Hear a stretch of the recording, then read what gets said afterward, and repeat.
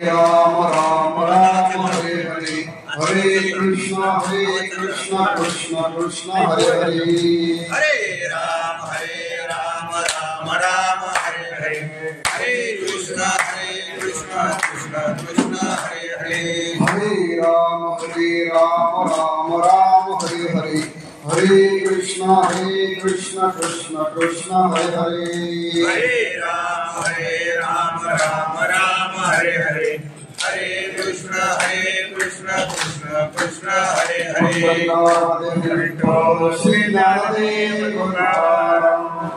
पंढरीनाथ भगवान की जय। स्वामी ज्ञानेश्वर महाराज की जय। आदि शक्ति मुक्ताबाई की जय। श्री भैरवनाथ भगवान की जय। बालाजी भगवान की जय। आई सत पद्मावती देवी की जय।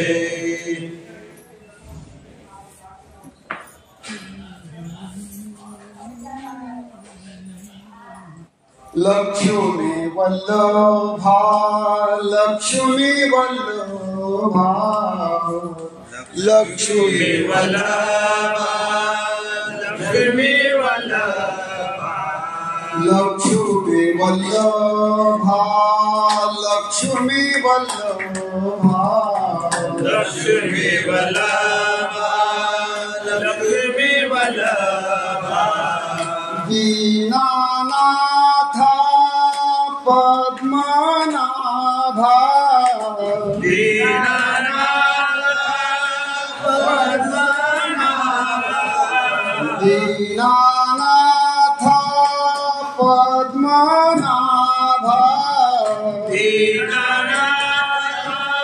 पद्मनाभा सुख वसे तुझे पाई सुख वसे तुझे पाई सुख वसे तुझे पाई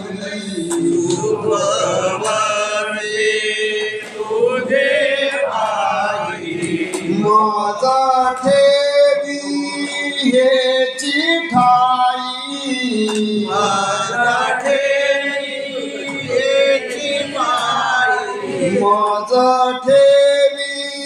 ते चिठाई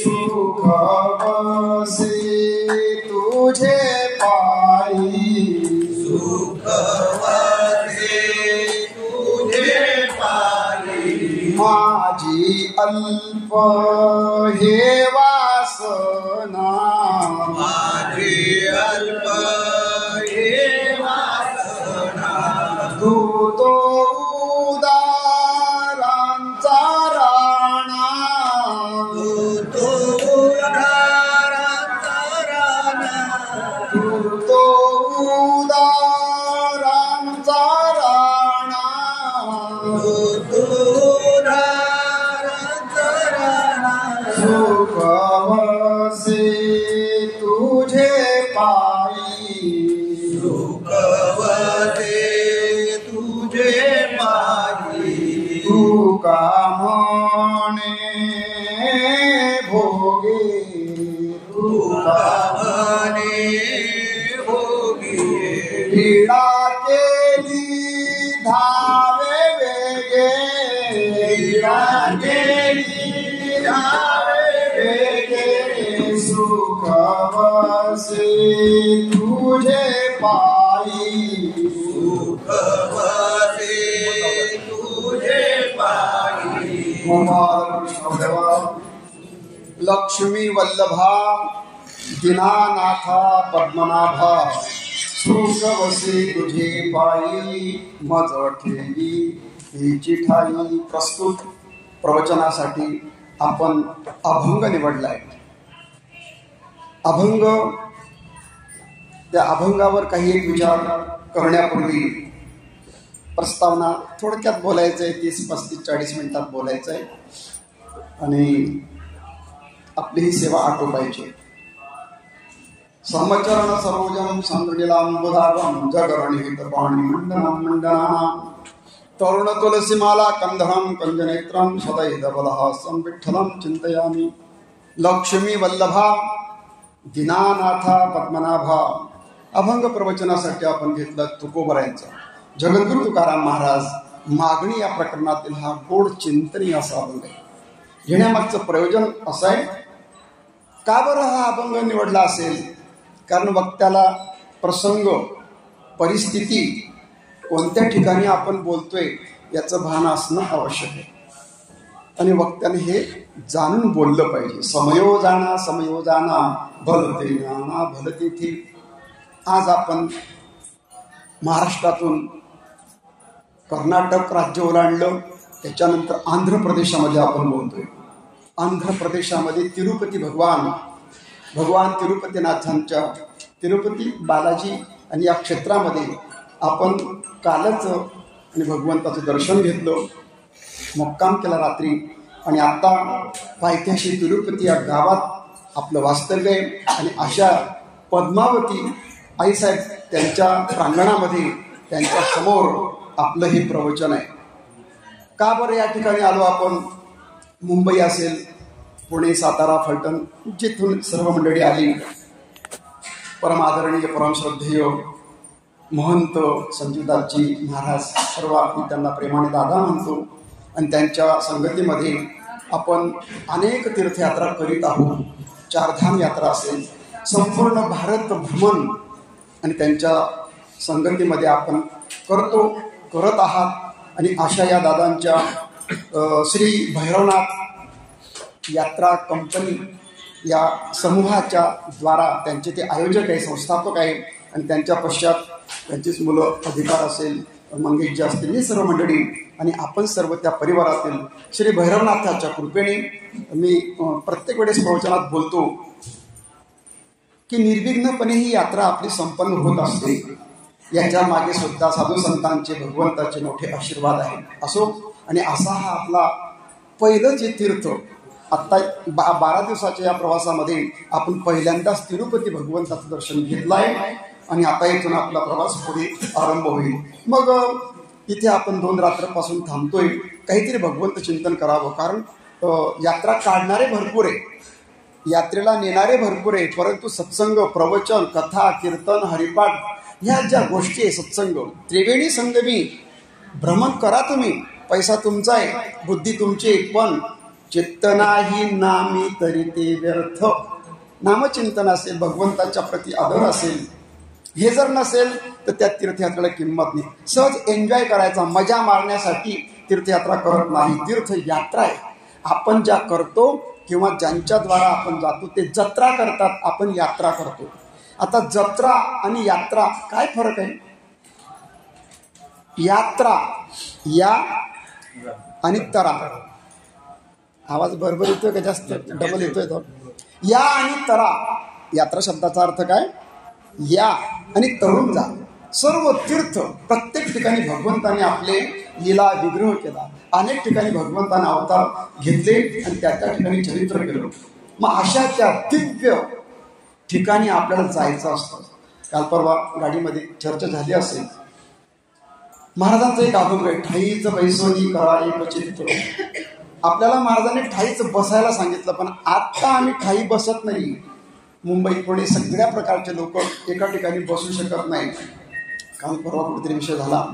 आपल्या आईचं महत्व केव्हा समजेल? जेव्हा दुसऱ्या मातेला किंवा दुसऱ्या स्त्रीच्या संपर्कात आपण येणार. आई म्हटलं की ती लगेच जेवण देते, पण दुसरी स्त्री आपल्याला पटकन देणार नाही. आईचं महत्व समजण्यासाठी इतर स्त्रियांशी आपल्याला त्याचा अनुभव घ्यावा लागेल. तसं आमचा हा परमात्मा आपल्या मनामध्ये, अंतःकरणामध्ये कसं काय ध्यानात येईल? तर सगळ्या ठिकाणचे देव, तिथले ते मंदिरं, तिथली दर्शनाची पद्धत बघा. आता देव कुठे होते आणि रात्री आपण कुठे होते? बाहेर तर देव झकझक करतोय. लाईटाचा तोटा नाही, सोन्याचा तोटा नाही, पैशांचा तोटा नाही, ठीक आहे भगवान बालाजी. पण आतमध्ये समयांच्या मंद मंद प्रकाशामध्ये देवाचं दर्शन आहे. डोळे भरून सुद्धा देव बघितला नाही बरं का, आजीने दृष्टीने पाहिलाय. भगवंताला डोळे भरून पाहता आलं पाहिजे, पण डोळे भरून पाहावं असा जर देव कुठे जगात असेल तर तो फक्त पंढरपुरात आहे. डोळे भरून पाहणं आणि नुसतंच पाहणं याच्यामध्ये फरक आहे. मला जर तुम्हाला डोळे भरून पाहायचं असेल, आई बाळाला अगदी जवळ घेते, डोळे भरून पाहते. पोटातून जेव्हा ती प्रसवते ना, त्या बाळाकडे एकटक पाहते. मिलिटरीतला मुलगा यावा 12 महिन्यातून आणि दारातच त्याला थांबवते, थांब भाऊ थोडासा, पाणी उतरवते, भाकरीचा तुकडा उतरवते, नजर काढते, तसाच थांबाला बघू दे तुझ्याकडे, डोळे भरून पाहते. डोळे भरून पाहिलं तुझे रूप. पण इथे रूप पाहण्यासाठी डोळा खूप लांब आहे आणि देव खूप दूर आहे. 12, 15, 20 फुटावरून भगवंत दर्शन केलं आपण. असो असा हा परमात्मा. जर का आपल्या विठ्ठलाचं महत्व वाटावं असं वाटत असेल तर अनेक ठिकाणचे देव आपण बघितले पाहिजे.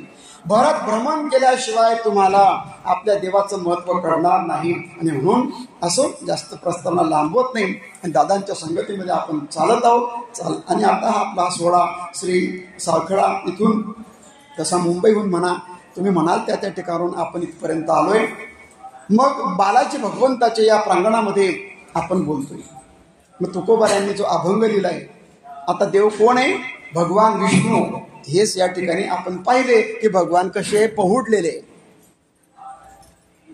शांताकारं भुजंगशयनं पद्मनाभं सुरेशं विश्वाधारं गगनसदृशं मेघवर्णं शुभांगं लक्ष्मीकान्तं कमलनयनं योगी निर्ज्ञानगम्ये हृदयो मद्भक्ता यत्र गायन्ति तत्र तिष्ठामि नारदा. भगवान पहुडलेले.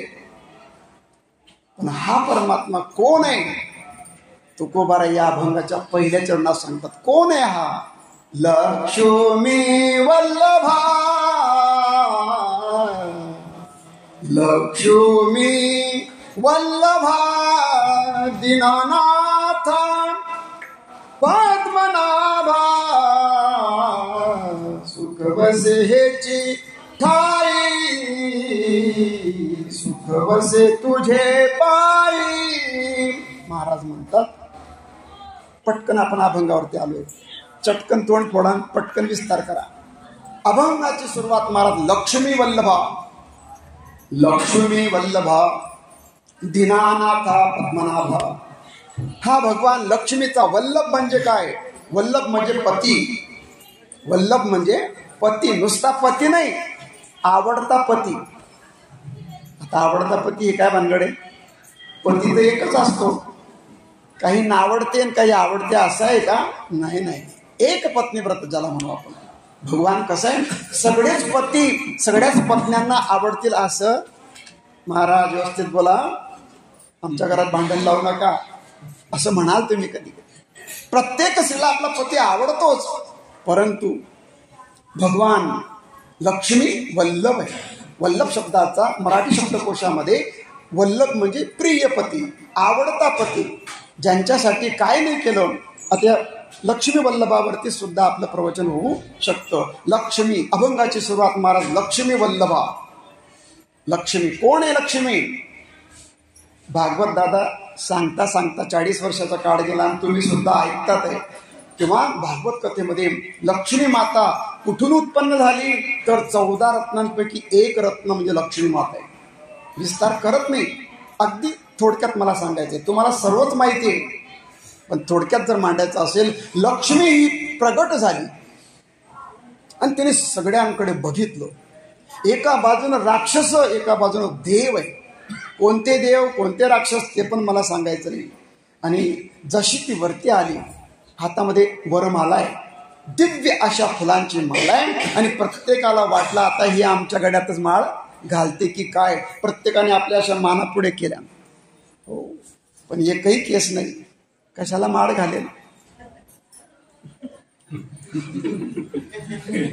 सौंदर्यवान पती असेल, सासूला वाटतं जावई सुंदरच पाहिजे, मुलीला वाटतं मला पती सुंदरच मिळावा, आणि याला पण वाटतं मला पत्नी गोरी पानच मिळावी. आता त्यांच्याकडे पण सुनबाईचं आगमन होत आहे लक्ष्मीच्या पावलाने. मंगेश दादांचं आमचं लग्न आहे आणि बघा, सुंदर आणि सून पाहिजे, गोरी पाहिजे, सुगरण पाहिजे, उदार पाहिजे. ज्ञानोबाराय म्हणतात, स्त्री नुसते सुंदर नसावी तर सुगरण पण असावी. सुगरणी आणि उदारे, रसज्ञ आणि जेवणारे. सुगरण पाहिजे, उदार पाहिजे. असो अशी ती लक्ष्मी माता. आणि तिला वाटलं माझ्या योग्य कोण असेल बरं आता. प्रत्येकाकडे बघावं, काही ना काही दोष निघत होते, दुर्वास होते पण संतापी होते.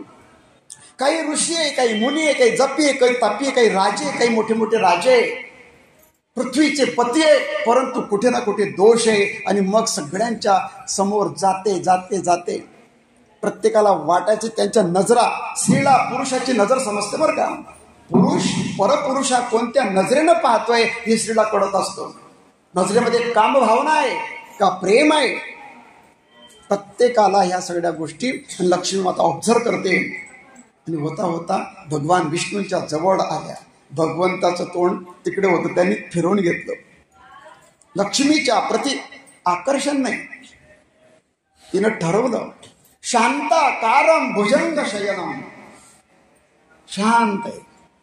आमचे हे म्हणाले खूप शांत आहे. केडकर मॅडम म्हणतात आमचे हे ना महादेवासारखे. मी सगळा पगार त्यांचा हिसकावून नाही घेत, तेच मला देऊन टाकतात. पती महादेवासारखा असावा असं पत्नीला वाटतं. तसं लक्ष्मी म्हणतात की आमचे हे खूप शांत आहे. शांताकारम, शांताकारम आहे, परस्त्रीकडे पाहत नाही. जास्तच हे होते त्याला चिकावं. आणि मग भगवंतानं तोंड फिरवलं आणि तिने पाहिलं यांना पैशांचा मोह नाही, यांना लक्ष्मीच्या प्रती आठवत.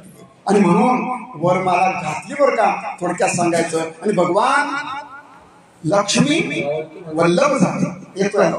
आणि भगवंताच्या गळ्यामध्ये वरमाला घातली गेली. भगवान लक्ष्मीपती झाली. पण लक्ष्मीचं स्थान कुठे? पायाजवळ. पैशांना जास्त महत्व देऊ नये हे दाखवलं देवाने. आणि भगवान पाय धुवावयाच्या दैवा पात्र झाली भगवंताच्या जवळ. पण घडलं काय, आता भगवान लक्ष्मीपती आणि ज्यांच्या दारात आम्ही बोलतोय ते पण लक्ष्मीचे पती बरं का. आता ज्या देवतेचं आपण दर्शन घेतो त्या देवतेच्या संबंधी दादा म्हणे तुम्हीच काहीतरी सांगा. आता जेवढं त्यांना माहिती आहे, कारण त्यांचा म्हणजे आयुष्य चाललंय या तीर्थयात्रेमध्ये. परंतु मोठी माणसं कधी कधी आपलं मोठे पण लपवून ठेवतात आणि छोट्यांना मोठं करतात. सांगा तुम्ही. आता मला काय सांगतात, मी पहिल्यांदाच तसं दुसऱ्यांदा आलोय, पण बरेच असे क्षेत्र आहे मी पहिल्यांदा पाहतोय.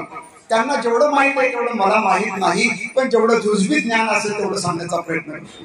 भगवान लक्ष्मीपती आहे बालाजी. भगवान बालाजी कोण आहे?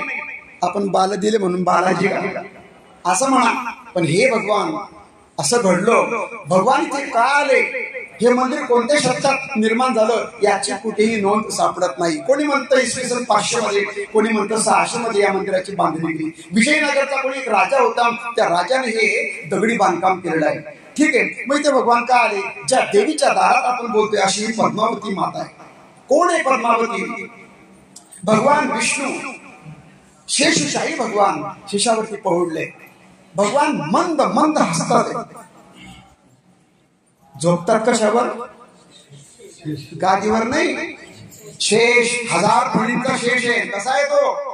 नुसत्या श्वास जरी टाकला तरी जग जाळून टाकेल एवढं विष त्याच्यामध्ये. सापाच्या गादीवर झोपू का? अरे घरात साप निघाला तरी तुम्ही शिजे राहणार नाही. पळा लवकर. ज्या घरात सर्प घुसले तिथे तुम्ही झोपाल का? शांताकार. झोपायला सर्पाची गादी, वरतून मोठ्या फणा आहे.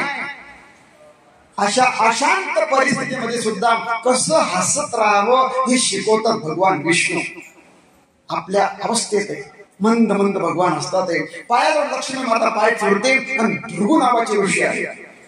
असं घडलं की भृगूंना सांगितलं की तुम्ही संयम, ब्रह्म विष्णू महेश यांच्यामध्ये किती संयम आहे, किती सहनशीलता आहे हे तुम्ही तपासा त्यांना, परीक्षा घ्या त्यांची. आणि भृगू ऋषी ब्रह्माकडे गेले, ब्रह्मदेवाकडे गेले. शिव भगवान इकडे मला सांगायचं नाही, फक्त मला लक्ष्मी वल्लभापर्यंत बोलायचं. भगवान आले वैकुंठात तिथे, आणि वैकुंठात शेषाच्या शय्येवर भगवान झोपले असताना लक्ष्मी झोपू नका, हॅलो इकडे बघा. तर जसे आले त्यांनी जो आलेनं काय विचारता, जो लात मारली भगवंताच्या छातीवर, दान लात मारली.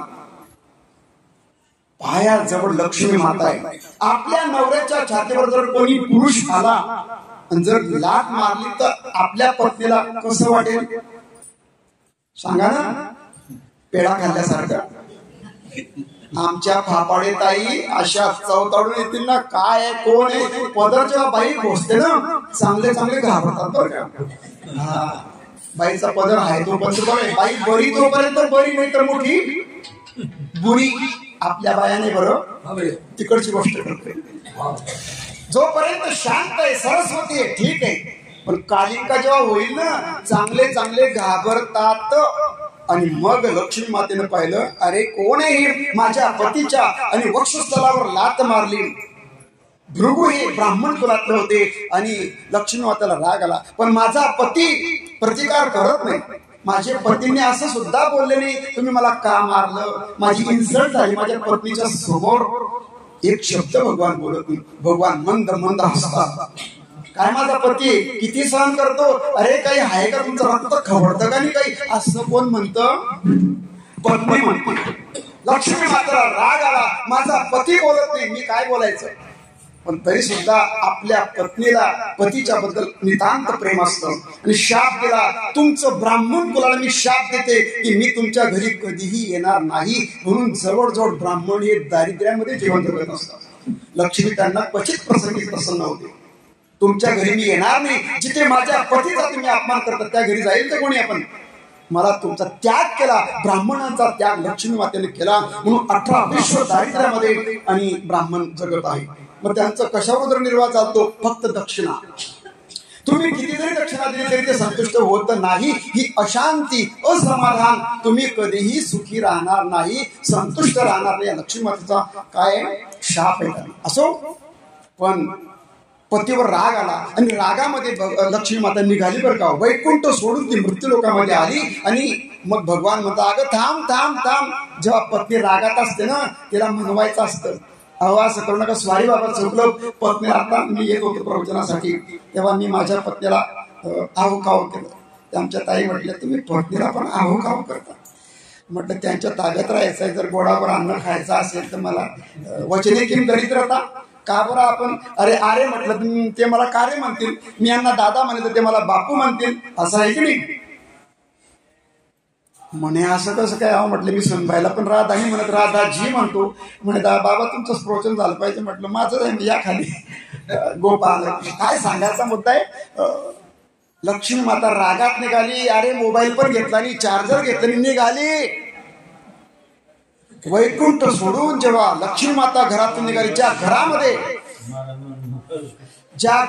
लक्ष्मी नाहीये, त्या घरामध्ये रती नाही, त्या घरामध्ये शांती नाही, त्या घरामध्ये चैन ज्याला म्हणतो आपण. सगळ्यांना सगळं मिळत नाही, पैसा पाहिजे. घर असेल, पत्नी असेल, पती नसेल तरी घर शून्य आहे.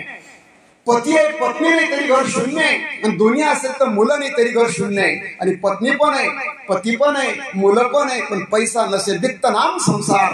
घरामध्ये पैसा पाहिजे. आणि म्हणून पैशांसाठी आपण सगळे उद्योग करतो, व्यापार करतो, काय असेल. लक्ष्मी गेली आणि वैकुंठ कला विहीन झाला. रया गेली घरामध्ये. घरात प्रवेश केल्या बरोबर समजतं की घरामध्ये काय नाहीये, काय आहे. स्पंदन असतं घरामध्ये, चैतन्य, सात्विकता घरामध्ये असेल तर घरामध्ये शांती. घरातली स्त्री आई असेल, घरातली स्त्री मुलगी असेल, घरातली स्त्री पत्नी असेल तर ती हसली पाहिजे. ज्या घरातली स्त्री प्रसन्न तिथे लक्ष्मी राहत असते. लक्ष्मीच निघून गेली. भगवान म्हणतात, अहो ऐका ऐका, ऐकलं नाही. आणि म्हणा ठीक आहे, तुम्ही चालले कुठे. म्हणजे मृत्यू लोकांमध्ये चालली. आणि मृत्यू लोकांमध्ये पद्मावती म्हणून ती नामधारण केलेली ती देवी, ती ही पद्मावती देवी. भगवान म्हणतात की मी तुमच्यासाठी व्यंकटेश होईल. आणि भगवान व्यंकटेश, आता जिथे आपण दर्शन घेतलं ना, तिथून 23 किलोमीटर अंतरावरती एक गाव. त्या गावाचं नाव अजून कोणालाच माहीत नाही. त्याला एक गुप्त ठेवलाय ते सर्व. त्या गावामध्ये गायीचा म्हणजे भगवंतावर जो अभिषेक होतो, दुधाचा, दह्याचा, तुपाचा, त्याचे दिवे जाळले जातात. कारण या बालाजी भगवंताचे बरेच रहस्य आणि ऐकण्यामध्ये आले. तर तिथले त्या गावामध्ये कोणीही प्रवेश करत नाही. असंच एक गाव थोडस अंधारात आहे असं म्हणतो आपण. 22 ते 23 किलोमीटर अंतरावरती एक गाव आहे. तिथून भगवंताच्या उपचारासाठी दूध, दही, तूप हे सर्व त्या ठिकाणी घेतो. पण तिथे त्या भगवंताने व्यंकटेश नावाने अवतार घेतला. आणि इथे पद्मावती नावानं त्यांनी अवतार घेतला. आणि या आता काय झालं, लक्ष्मी गेल्यामुळे इथे आल्यानंतर भगवान व्यंकटेशाच्या रूपामध्ये प्रकट झाले. आता यांचं लग्न करायचं, यांचं जुळलं सगळ्या गोष्टी, पण लग्नासाठी देवाकडे पैसे नाहीये. कारण का? कंगाल झाले, लक्ष्मी निघून गेली. मग देवाने काय केलं? माझे भक्त आता या मृत्यू लोकातून मला हे सगळं धन गोळा करायचंय, पण धनाचे मालक कोण? म्हणे कुबेर. मग कुबेराकडून कर्ज घेतलं भगवंताने आणि ते कर्ज घेऊन लग्न केलं. आता कर्ज काढून लग्न करायचं नाही, पण जिथे भगवंताला लग्न करायचं होतं, माणूच्या वैभवात राहतो ना, त्या वैभवात लग्न करावं लागत असतं. दादांकडे लग्न असं मी ऐकलं, अजून काही बोलणं, संध्याकाळचं लग्न ठेवलंय. हो, आणि लग्नाच्या अगोदर कीर्तन आहे बरं का मंगेशरावांच्या लग्नाचं. काय सुंदर संकल्पना आहे. हो, आदर्श घ्यावा असं हे लग्न होईल असं मला वाटतं. हळदीच्या अगोदर सुद्धा कीर्तन करतात बरं का. मी एक ठिकाणी कीर्तन केलाय. मला प्रश्न पडला, आता कोणता पण घेऊ म्हटलं. भाऊ तुझ्या लग्नाला तुला लागते हळद, तुला तुम्हाला नाही दे त्याला, तुम्हाला तर लागून गेली, निघून बिन गेली आता. पण तेच अजून कायम आहे बरं का. हो, तेच चमकताय तुम्ही खूप. हळदीच्या अगोदर कीर्तन आहे, लग्नाच्या अगोदर कीर्तन आहे. भगवान कंगाल झाले, कुबेराकडून सगळं काही घेतलं, लग्न लावलं, पण लक्ष्मी मातेच्या लग्नासाठी जे कर्ज घेतलं ते फेडण्यासाठी आपण जे काही दान करतो, ज्या हुंड्या ठेवल्या ना, हे आपण टाकतोय. अर्धो खरबो रुपये सोनं नाणं तिथे. अरे मुकुट, हे बघा तुम्ही प्रदर्श बघा सोन्याचा आहे, शुद्ध सोन्याचा. बालका देतो आपण, ज्यांनी ज्यांनी केस दिला असेल, जेवढे तुमच्या डोक्यावर बाल होते ना, त्याच्या 10 पट तुमची संपत्ती वाढणार आहे. आता केस का द्यायचे त्यांनी सांगितलं, ते पण सांगा. मी आता कुठून आणलेलं आहे ते सांगतो. केस का द्यायचे? भगवान व्यंकटेशाच्या रूपामध्ये प्रकट झाले आणि तिथे भगवान तपाला बसले. तप करत असताना वारुड निर्माण झालं. त्या वारुडावरती गुराखी गायी चारायचा आजूबाजूला. एक गाय रोज यायची आणि ती गाय बरोबर त्या वारुडाच्या मध्यभागी उभी राहायची आणि आपल्या स्तनातलं दूध त्या वारुडामध्ये टाकायचे आणि ते दूध आलं की भगवान ते दूध प्यायचे आणि त्या दुधावर त्यांनी तप केलं. रोज ही गाय दूध कमी का देते? गुराख्याने एकदा ते दूध पडत असताना पाहिलं आणि त्याच्या हातामध्ये कुऱ्हाड होती. त्याने ते लांबून कुऱ्हाड घेतली, फेकून मारली. ती लागली गाईला आणि भगवान जिथे बसले होते त्यांच्या डोक्याला पण ती चाटून गेली. असे तिथले काही केस बट केसांची उपटले गेले केस. भगवंताला रक्त केस निघाले, तिथे त्याला काय म्हणतात ते खाच पडले, अशी रक्तबंबाळ झाला. भगवान आपल्या अवस्थेमध्ये. पण नीलादेवी नावाची एक गंधर्व कन्या होती स्वर्गातली आणि तिने काय केलं, आपले केस बट काढली आणि त्या देवाच्या जिथे चोट पडली होती, जिथे केस निघाले तिथे ठेवल्या बरोबर रक्त बंद झालं. भगवान म्हटले, पाहतात तर मला हे असं का झालं, आणि ज्यांनी मला हे केस दिले तुझे मी उपकार कधी विसरणार नाही. जे मला केस देतील त्यांच्या सर्व मनोरथ सर्व इच्छा पूर्ण करेल. तुम्ही केस काढले, आता तुम्ही इच्छा काय केली माहित नाही, पण प्रत्येकाने नमस्कार केला. नमस्कार केल्यानंतर सांगितलं असेल, मागितलं असेल की देवा आमचं असं होते, आमचं तसं होते. ओ गोविंदा, तसं नाही येते. गोविंदा गोविंदा, आपण मी म्हणतो गोविंदा, तुम्ही म्हणायचं गोविंदा. आर्तता, अर्थ भाव याच्यामध्ये. गोविंदा गोविंदा गोविंदा गोविंद. आता गोविंद शब्दाचा अर्थ जाऊ द्या, मला तिकडे जायचं. पण भगवान म्हणतात की मी येथून पुढे जो मला केस देईल, केस देणं हे पाप कर्म आहे. आपण मृत्यू जर झाला कोणाचा तर केस देतो. केस देणं म्हणजे त्या वाडवडिलांच्या ज्यांच्या प्रती आपण केस देतो तो भार आपल्या मस्तकावरचा कमी होतो. पण भगवान म्हणतात आता इथे 600 नावी तिथे केस देण्याचं काम एक नोकरीला आहे त्या ठिकाणी. आणि जवळजवळ 5 क्विंटल केस निर्माण होतात. अरबो रुपयाचे, करोड रुपयाचे केस त्या ठिकाणी. त्या केसां आता ते केस स्त्रियांच्या केसांपासून विदेशामध्ये फार मोठा व्यापार होता असो, आणि त्या संपत्ती ती सर्व संपत्ती गोळा होते आणि ती कुबेराकडे ती जमा होते, असा त्याचा भाव आहे. ज्यांनी ज्यांनी केस दिले त्यांचे सर्व मनोरथ पूर्ण होईल असे हे भगवंत आहे बालाजी भगवान. असो बरंच याच्या पुढे अजून बोलूया आपण. आणि भगवान त्यांचा विवाह होतो. ही जी पद्मावती देवी आहे, पद्मावती, पद्म म्हणजे कमळ, कमळातून निघाली ती कमला. इथे लक्ष्मी वल्लभ भगवान अशा पद्धतीने या मृत्यूलोकामध्ये आपलं आणि अवतार धारण केला. पण हे कोण आहे तर हे सगळ्यात मोठं जर श्रीमंत क्षेत्र असेल तर बालाजी असं सांगतात. त्याच्यानंतर शेडे वगैरे काय पाहून घ्या तुम्ही. आज लक्ष्मीचा कोण आहे, हा पती आहे, लक्ष्मी पती आहे, लक्ष्मी वल्लभा. आणि तेच विशेषण झालं का दादा, तुम्ही सांगा फक्त. झालं तेच विशेषण तुकाराम महाराज म्हणतात की जे तुम्ही भगवान विष्णू आहेत ना, कोण आहात, लक्ष्मी वल्लभा. हे जेव्हा तुम्ही लक्ष्मीचे कांतात, तुम्ही लक्ष्मीचे पती आहात, कोण आहे तुम्ही अजून, दीनानाथा पद्मनाभा. सुदामदेव त्यांचे 2 मिनिटांमध्ये असेल. सुदामदेव गेले देवाला भेटायला, सांगत नाही, पण तिथे गेल्यानंतर द्वारपालने सांगितलं कोण आहे तुम्ही. म्हणे भैया मी कृष्णाचा मित्र आहे. एकदा त्यांच्याकडे बघितलं, हा मित्र होऊ शकत नाही. अरे म्हणे तो लक्ष्मी नारायण आहे आणि मी दरिद्री नारायण आहे. मी पण नारायणच आहे आणि तो पण नारायणच आहे. आम्ही दोघं बरोबर शिकलोय. तो लक्ष्मीचा नारायण आहे, मी दरिद्री नारायण आहे. सांगायचा मुद्दा असा कोण आहे तो, दीनानाथा पद्मनाभा. तो दीनांचा नाथ आहे.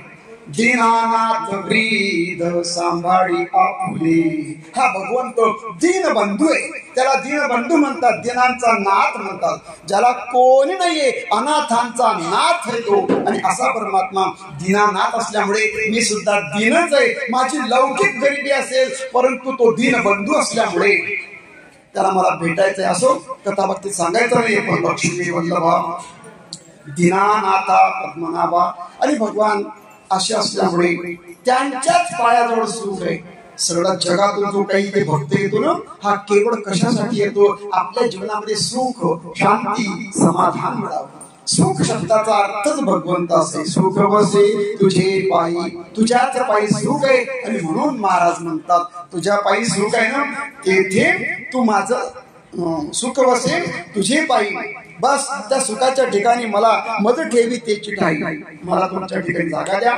माझी काही जास्त मागणी नाही. मी कोण आहे, माझी अल्प हे वासना, एवढीची माझी इच्छा आहे, तेवढी तुम्ही पूर्ण करावी. आणि सगळ्यांच्या वतीने मी माझ्याही वतीने आणि आपण सर्वजण बालाजी भगवंतांना प्रार्थना करूया की आमच्या जीवनामध्ये सुख, शांती, समाधान, ऐश्वर्य, सगळ्या प्रकारचे भोग आम्हाला मिळावे, त्याची आम्हालाही गरज आहे, अशी मागणी करूया.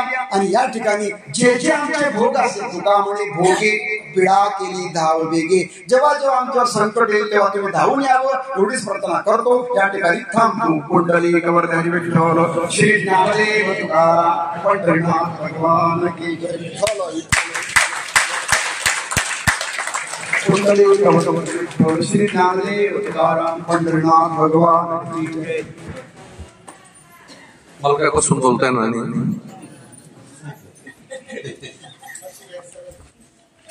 नमो स्वस्ताय सहस्रमूर्ते सहस्रपादाश्रयो भावे सहस्रनामने पुरुषा शाश्वते सहस्रकोटी युगधारिणे नमः. ओम सच्चिदानंद रूपाय विश्वोत्पत्त्यादिहेतवे तापत्रय विनाशाय श्री कृष्णाय वयं नमः. कृष्णाय वासुदेवाय हरे परमात्मने प्रणतक्लेशनाशाय गोविंदाय नमो नमः. श्री गुरु ध्यान श्री गुरु रचन येन व्रता मतिभिल मंदा. श्री गुरु विठ्ठल भावे वंदा दाखवती निज प्रमानंदा. आपण श्री भैरवनाथ यात्रा ग्रुप अंतर्गत एक धाम यात्रेकरता 10 तारखेला घरून निघालेलो आहोत.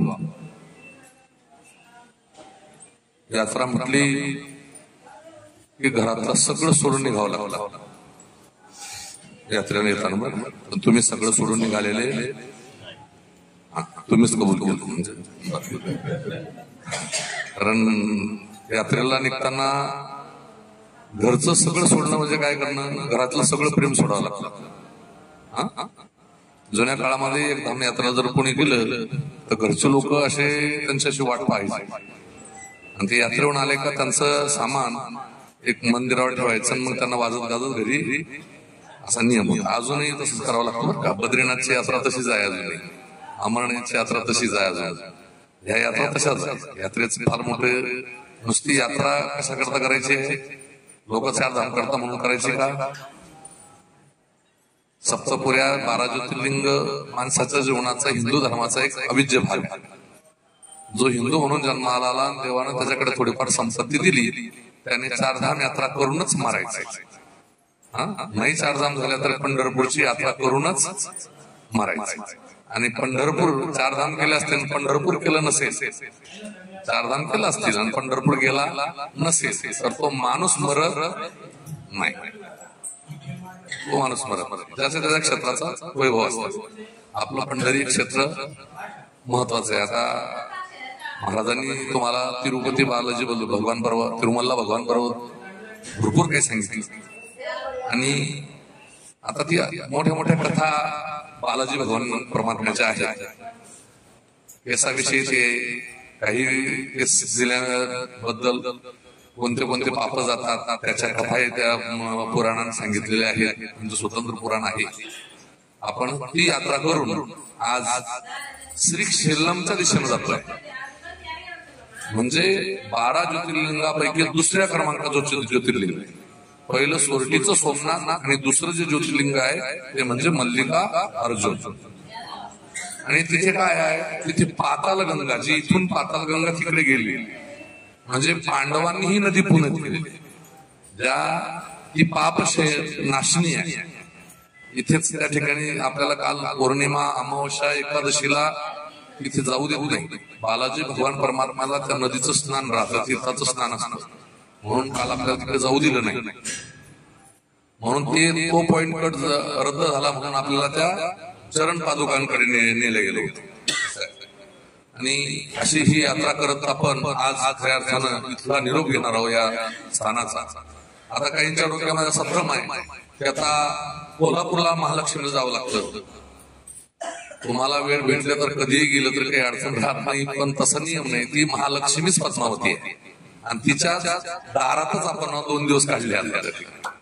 तिच्या दारातच आहोत, तिच्या दारातच तुम्ही थांबला, तिचं मनासारखं दर्शन घेतलं तुम्ही. आणि नाही दर्शन झालं तर ती कळसाच्या रूपान तुमच्या रूपान ती पाहतेच आहे, यात काही संशय नाही. भगवान शेषशाही नारायणाचंही काल दर्शन घेतलं आपलं. आणि म्हणजे भगवान परमात्मा जे मूळ स्वरूप होतं त्याचंही दर्शन झालं. आणि अशी यात्रा करून आपण त्या ठिकाणी आज मार्गस्थ होणार आहे. माझ्या यात्रेमध्ये, कारण ही जी यात्रा आहे ही दक्षिण भारतामध्ये त्या लोकांना जरी हिंदी येत असली तरी ती हिंदी आपल्याला बोलू देत, त्यांना कळतच नाही. समजा आता मला इतक्या अडचणी, मला गाईड घ्यावा लागतो आणि त्याच्या मार्फत त्या ड्रायव्हरशी बोलावं लागतं. अडचणी अशा आहेत. आणि महाशिवरात्रीचा पर्व काळ आहे, त्याच्या सूचना सांगतो. हे प्रवचनाकरता उभा राहिलेलो नाही. महाशिवरात्रीचा पर्व काळ आहे. तिथे त्या ठिकाणी आपल्याला आता जर आपण दुपारी निघालो असतो तर रस्त्यामध्ये पुन्हा आपल्याला गेट लागला असतं, तिथे उभं करून ठेवलं असतं. तसं आपल्याला थोडस एक 10-15 मिनिटं आपल्याला थांबावं लागेल त्या ठिकाणी. असं हे कारण तो पहाडी रस्ता आहे, तो जंगलातला रस्ता आहे. त्या ठिकाणी ज्या रस्त्याने आपण जाणार, इथून 750 किलोमीटरचा तो प्रवास आहे. तुम्हाला हे 2 दिवस, आजच्या दिवसाचा प्रवास आणि उद्याचा दिवस तुम्हाला सहन करावा लागेल. कारण का ही यात्रा निवड आमची काही साधक मंडळी आहे त्यांच्याकरता मी मल्लिकार्जुनची यात्रा करत आमच्या फक्त 4 ठिकाणं राहत होती: तिरुपती, मदुराई, रामेश्वरम आणि कन्याकुमारी. पण आता हे एक ज्योतिर्लिंग राहून जात होतं, महत्वाचं ज्योतिर्लिंग राहून जात होतं. विष्णुकांची, शिवकांच्या 2 सप्तपुऱ्या राहून जात होत्या. अशा ही भरीव यात्रा आहे. आणि ती तुमची यात्रा 2 सप्तपुऱ्या, 1 ज्योतिर्लिंग आणि 1 धाम आणि 3 शक्तीपीठ अशी यात्रा आहे. ही यात्रा साधी नाही, फार मोठी यात्रा ही त्या ठिकाणी आहे. श्री शेलम नंतर गोल्डन टेम्पल आहे, विष्णुकांची, शिवकांची आहे. तिथून तुम्ही तिरुमल्ला, त्रिवेंद्रमला आपण पद्मनाभ मंदिर आहे. 3 स्टेट मध्ये यात्रा आहे आपल्या त्या ठिकाणी. आंध्र, तामिळ आणि केरळ अशा 3 राज्यामध्ये आपण जाणार आहोत. आणि तुम्ही यात्रेला माझ्या पत्रिकेत असतं, पण हे या पत्रिकेत टाकले गेले नाही. पत्रिकेत नोंद असते, ज्याला दलदल सहन होईल